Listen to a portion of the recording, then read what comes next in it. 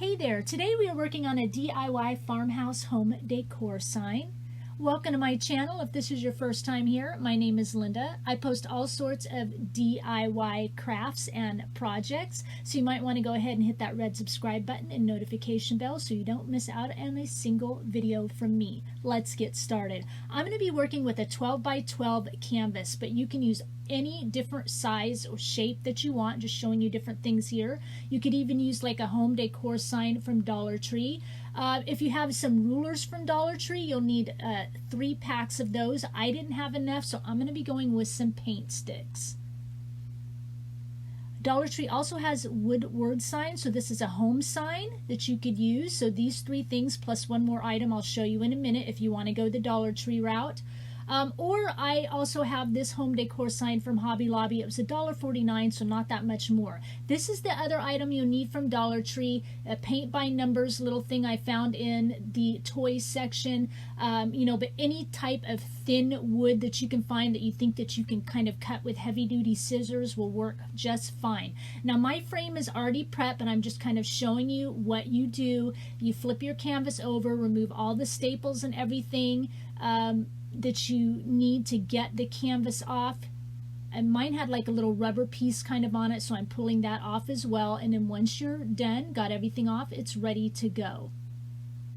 This one kind of had these little slits in it, but I didn't mind that. A lot of times if you pull these frames out of these canvases, they don't have that, but I thought it kind of just added to the farmhouse view of it. This is the Dollar Tree frame. If you want to pull it and pull everything off, it's not as pretty as a canvas frame, but it works. You could use it. So if you're using rulers, you pull the little sticky off, and then you're going to use the back side of the ruler that's more flat.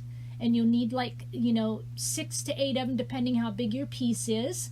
But I'm again going to go with the paint sticks, and so from here on out we're just going to work with the canvas frame. So to get my paint sticks ready, I'm going to set that aside. We'll get it ready in a minute. I need to draw like a heart. You can draw whatever shape you want of the heart. I folded a piece of paper in half, free-handed the heart as you can see here. I mean, in any shape, you can make it more pointy, more rounded, however you want to do it. So open that, and then what I'm going to do is about 3/4 of the heart I'm going to fold in, and I'm going to cut that little piece off. So you're going to cut about 1/4 of the heart off, leaving about 3/4 of the heart left, just like that. And this is some sticky foam I got at Walmart. You can get it in a package. They're all sticky backed, and you just basically take your heart over to the edge like I did here, the part you cut off to the edge, trace it, and then you cut it out of your foam. And I chose the sticky foam because we want it really nice and sticky on the back, because it's going to kind of act like a stencil for us. Okay, so this way it works wonderful, and you don't have to prep it ahead of time. It's already got the sticky. Okay, now this is another heart I drew. It's just on a piece of fabric because I had it left over from this Valentine banner I made. So I'm just taking that shape and I'm drawing it onto this really thin piece of wood from this paint by numbers set here that I got at Dollar Tree. And then once you draw it out, I've got heavy duty scissors, and I'm just going to continue to cut, making little cuts, sometimes cutting pieces off like this, going all the way around until I've got my heart cut out. And it's going to look a little choppy and a little rough, but no worries, because we will smooth that right out when we're all done. I'll just show you a little bit of it here, and then we'll kind of skip forward to the end. Here we are at the end. Wanted to spare you all that. Once you get it all cut out and ready, now we're going to sand it. So this will make it all nice and smooth for us. And again, you can choose whatever shape heart you want for this second heart. There it is, all smooth. Now we're going to, the home sign that you want to use, again, I'm going with this versus the Dollar Tree. We're going to work on our paint sticks. So I'm going to flip my canvas over and measure, how many paint sticks I'm going to need here. These are those wider, long ones. And then I'm going to see how long I need them to go, and I have 7 of them here, and I'm going to actually add a little bit of space in between each one, but you could butt them all up together, okay? But it's just my choice to add a little space. So I'm marking how long I need these, and then I'm going to use my miter saw, and I'm going to cut them and get them all ready. little bit quicker than running out in the garage and hooking all the machines and everything up. And then once I'm done, I'm going to sand off all the rough edges here so they're all nice and ready, and I'm going to put them in the order I want to. Kind of, they have a little bit of, you know, color variation, so I'm going to kind of arrange them in the order I want on the back. Figure out how I need to put them here, again with a little bit of spacing. Not too much. You barely notice the space, but it's there. And I want to make sure that my very top and bottom piece are kind of have the same amount showing on the front. You know, I don't want the top piece to have a little bit of the wood showing and the bottom piece to have too much. So I'm arranging everything so it looks all nice and even from the front. And then I'm just using some of this tape to tape it all up into place temporarily. That way we can take it off and work with it. Okay, so now we're going to start, we're going to get our little sticky heart on here, our little stencil here. I'm trying to figure out the placing here, make a couple of little marks on here, and then I'm going to peel the backing off, and it's so sticky, and I'm going to stick it right onto the very edge of the wood in the place that I want it to be. And I'm going to use this Debbie's DIY chalk paint in White Swan. I'll just show a little bit of the painting here, and just, you know, you don't have to be real careful up against that heart. It has a lot of sticky, you know, careful, but you don't have to be too careful, I guess. And I paint like 3 coats on here. But I get right up to the edge with the paintbrush. It works great. And then I'm going to set that aside to dry, and we're going to work on painting the home sign again with this White Swan paint. I do 2 coats on the front of that. That all nice and pretty and ready to go. And then we're going to work on the heart. I'm using this Apple Barrel Country Gray. I think I do about 3 coats of this because it is pretty thin paint. Although after the first coat, I really kind of like the wood grain shining through, but in the end I go with 3 coats because we end up distressing it again anyway, so I'd rather have optimal coverage, and then I'll go in and sand it and let some of that peek back through the distressing of the sanding. And here we go with that. So I sand it all nice good on the front and sides. Of course I didn't paint the back because we don't need to worry about that. A lot of distressing here till I get it how I want it to look. Want it all nice and farmhouse. I'm doing neutral tones here as I usually do because I will be selling this at a craft show later at the end of the year. So I like to go with the neutral tones so that it can kind of fit in anybody's home decor. Sanding the homeward a little bit, not too much, just slightly distressed on the ends. And then we're going to go working on the sanding here. So here's my mistake. I would at this point go ahead, I mean you could sand a little bit, but as you start getting close to the heart, go ahead and peel it off. I left it on there and sanded right up to the edges, and then as I did that, it kind of squished that sticky foam down worse, so I had a hard time kind of peeling it up around the edges. So I would go ahead as you get close to peel it off, and I'm going to show you here what it did. But it was easy to take off, but it'll just save you a step. As you get close to it, go ahead and peel it off. But you can see how sticky it is, and it made the perfect stencil. And here I'm trying to scrape some of it off. I'll bring it up to the camera here a little bit. See how tough it is to get off, so it worked perfectly.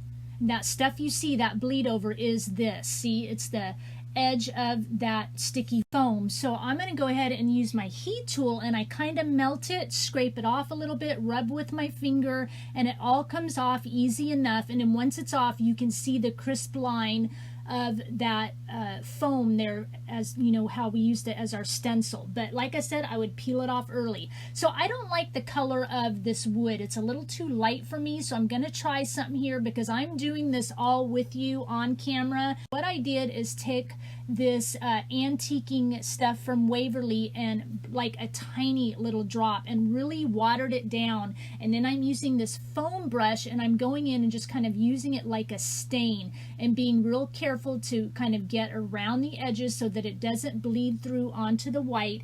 And I'm hoping that it kind of stains the wood darker. I don't want it really dark like this. I'm hoping as it dries it gets a little lighter. I know that sounds odd because usually things get darker, but when it's really watered down, I'm hoping it dries lighter. So I'm testing this with you right on camera, hoping that it works. And like I said, just being real careful around the edges. And it's working really nice. It's not bleeding over anything using the foam brush, because I kind of wanted to match the darkness of the frame a little bit. It was just too light. It just didn't quite work for me. And then I'm kind of bending up because we have it taped so I can get right in between my little paint sticks here. Then we're going to come in with the heat tool, and as it dries, I'm starting to feel really happy because you can see it lighting up. I don't know the word I'm trying to use here. You can see it getting lighter. And that is perfectly how I was hoping it would turn out. A test well done. Yay! I'm just going in doing a few little touch-ups here. Getting right in between those sticks again, drying it a little bit more, and it is perfectly done. Now, I would probably suggest, if you're using like paint sticks or the rulers, that maybe you go in, you could draw the outline of the heart on the wood first, and then kind of darken it, you know, with your watered down paint. And then as you go to put your stencil on, you'll paint all around that, and that way it's done ahead of time. You know, you could do that option. And of course, I'm going in here and sanding it and lightening it up, making it look a little bit more distressed so it matches the distressed of the sanding on the white part of the rest of the paint sticks. And we're going to go in and just kind of dust all that dust off with my feather duster. And then I'm going to make sure, see how the wood now more matches, see how it was light and then darkened with that and matches the frame better. I just like the contrast better. So we're going to go ahead and start to assemble. I'm going to use my staple tool and 3/8 inch staples and my Fabri-Tac. I'm just kind of using the Fabri-Tac to tack down just the outer perimeter here so that the paint sticks are in place and don't move as I go to staple it down. And Fabri-Tac works perfectly on this. I have had questions, people wondering that, you know, could you use Fabri-Tac for this stuff? Because they've, you know, thought it was only for fabric, but it does say right on the bottle it's for wood, for glass, anything, and I use it on all that type of stuff. And I like it better than E6000 because E6000 takes like an hour to set and then 24 hours to fully cure, and I don't like that. This Fabri-Tac sets up within minutes. So I was making sure everything was straight here, and now I'm just going to go ahead and start stapling around the perimeter. And then once I get all that done, we'll start coming in and removing all the tape. That all off of there. Now, since I'm selling this, I want the back to look finished off. So I end up with this wrapping paper. I do 2 pieces. I do it off camera because those blue dots will show through the front. So I take 2 pieces of this wrapping paper and then I, you know, sandwich it together so that the brown is shown on each side, and then I glue it on and I make sure I staple a picture hanger in the back. And then we're going to glue on our wood heart piece on the front here. Get it into the spot I want to make sure it's all nice and even. And then once that is in place, we're going to do the same thing with the home word. That all nice into place. I think this is so cute. I'll show you kind of what it looks like here. Of course, I'll finish, but I have a question for you guys because I like the way that this looks, how it is, of course. But I had a thought to use maybe some metal brackets in all 4 corners to give it more of maybe an industrial kind of look. So I need your opinion. Like I said, I love the way this looks. It looks very farmhouse, looks soft, but I'm going to put some before and after photos up here for you. Before photo without the brackets and the after photo. Now the brackets will be screwed in. I don't show it with the screws, but I need your opinion. Let me know which one you like better in the comments down below. Please give this video a thumbs up. Remember to subscribe to my channel. I thank you for sharing your time with me, and I'll talk with you again soon. Bye.